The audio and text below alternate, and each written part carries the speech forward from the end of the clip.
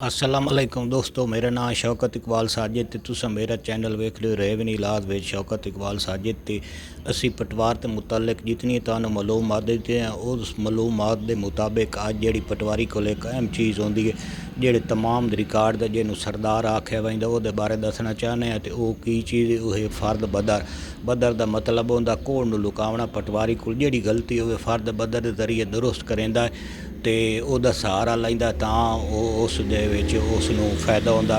तो ये जेड़े फर्द बदर है ये वैध पटवारी का रिकॉर्ड है जेड़े पटवारी को ही होंदे, बाकी किसी अफसर को नहीं होंदा। तो जदों पटवारी को कोई गलती होवे तो कोई जिम्मेदार आवे तो वह आखे तू मेरी ये गलती कर कीती है तो वह क्या करेंदा है फर्द बदर दे विच रपट भरेंदा, रपट माल गिरदावर नूं देंदा ते गिरदावर उस रपट नूं वेख के ते रिकॉर्ड नूं चैक करके दुरुस्त करार देंदा। तो उस तो बाद वो फर्द बदर तहसीलदार दे पेश की मेरी तहसीलदार भी वो सारा रिकॉर्ड मेनटेन करके तो वह भी उन्होंने दुरुस्त करार देंदा ते उस इजाज़त देंदा। जिस तो बाद जिहड़ा पटवारी है वो उस फर्द बदर के हवाले नाल एक वखरा इंतकाल दर्ज करेंदा ते अगले रिकॉर्ड वो रिकॉर्ड जिहड़ा दुरुस्त हो वैंदा। इस आदर ने फर्द बदर। अगर मेरे चैनल अच्छे लगे मेरी वीडियो ने सब्सक्राइब करो तो दोस्तों भेजो ताकि तुहानूं महकमा माल के मुताबिक मालूमात मिलती रहें। जट बिरावन इस बारे मालूमात जिहड़ियां ने वो मिलनियां चाहिए, उन्होंने पता होना चाहिए कि उन्होंने रकबा की है तो जो सरकार के कोई रिकॉर्ड है